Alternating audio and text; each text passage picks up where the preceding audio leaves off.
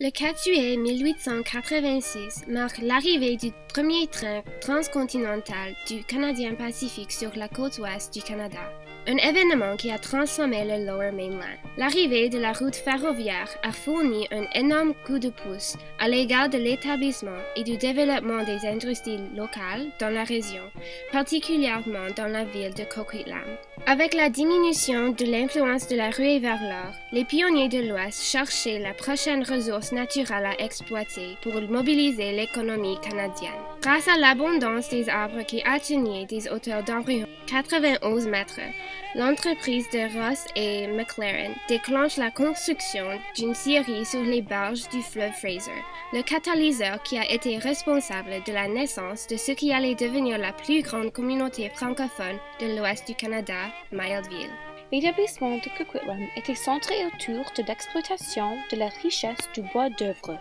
En 1903, la scierie, maintenant appelée Fraser River Sawmill, façonne la vie quotidienne de la petite communauté initialement appelée Millside de bien des façons. Conçue pour approvisionner les marchés étrangers et les marchés locaux en produits forestiers, elle n'est pas une scierie ordinaire. En 1907, l'amélioration des conditions de transport a attiré de nouveaux investisseurs et de meilleurs équipements au point que l'usine avait la réputation d'être la plus importante exploitation forestière de l'Empire britannique et la deuxième en importance au monde. Par conséquent, la ville a été rebaptisée Fraser Mills et l'école Millside a été construite pour accueillir l'afflux d'enfants d'âge scolaire de nombreux travailleurs de l'usine. En 1909, la compagnie a décidé d'embaucher des Canadiens français pour remplacer les travailleurs chinois, japonais et sud-asiatiques afin d'empêcher de nouveaux flux migratoires des gens d'origine asiatique à Fraser Mills.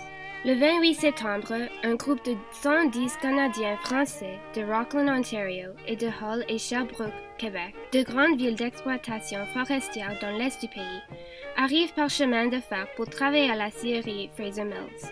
La scierie, ensuite appelée la Canadian Western Lumber Company, embauchait des Canadiens français pour plusieurs raisons. Ils avaient de l'expérience dans l'industrie du sciage. Ils étaient considérés comme étant une main-d'œuvre stable, car plusieurs hommes étaient mariés avec plusieurs enfants, et en outre, c'était considéré comme une solution plus acceptable que d'embaucher des travailleurs asiatiques à l'égard des préjugés raciaux. Comme les travailleurs canadiens français étaient pour la plupart de la religion catholique, l'équipe de recrutement a été constituée d'un prêtre catholique, le père William Boyle, accompagné d'un travailleur canadien français.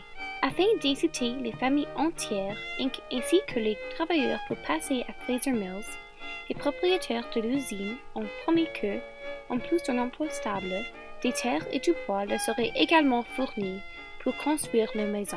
Ils accorderaient aussi des terres et du matériel pour que les travailleurs puissent construire une église, une école et d'autres bâtiments essentiels à la prospérité de la vie quotidienne.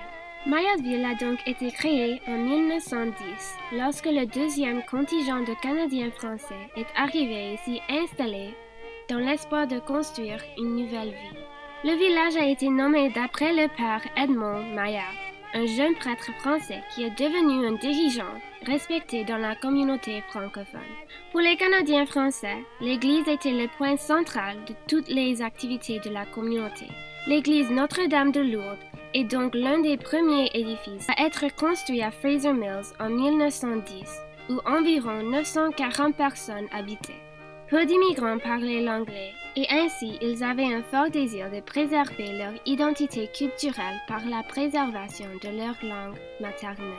La plupart des enfants fréquentaient l'école Notre-Dame de Lourdes, où l'enseignement était en français. Juste à côté de l'école se trouvait un presbytère et le couvent où des sœurs institutrices habitaient. Ces bâtiments religieux constituaient le carré Laval, le quartier le plus central du village. En 1913, la population francophone constituait 500 personnes et Mayerville était déjà en pleine évolution. La vie culturelle et sociale des habitants de Mayerville était axée autour de l'église et par la sirène de la scierie. La sirène servait à réveiller les employés et à indiquer la menace d'un feu, un danger constant, tant pour la scierie que pour la ville. La scierie employait environ 850 travailleurs. De ce nombre, presque la moitié constituait des travailleurs marginalisés d'origine asiatique. Au sein de la scierie, les travailleurs étaient divisés en équipes en fonction de leur appartenance ethnique. Même dans le village, les groupes opposants s'entremêlaient rarement. De nos jours, il n'existe que peu de documents qui révèlent leurs histoires.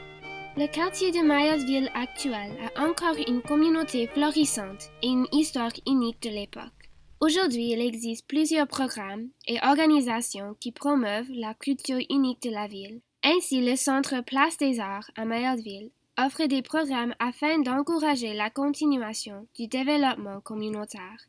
L'histoire et la culture de Mayotteville sont pertinentes et résisteront à l'épreuve du temps.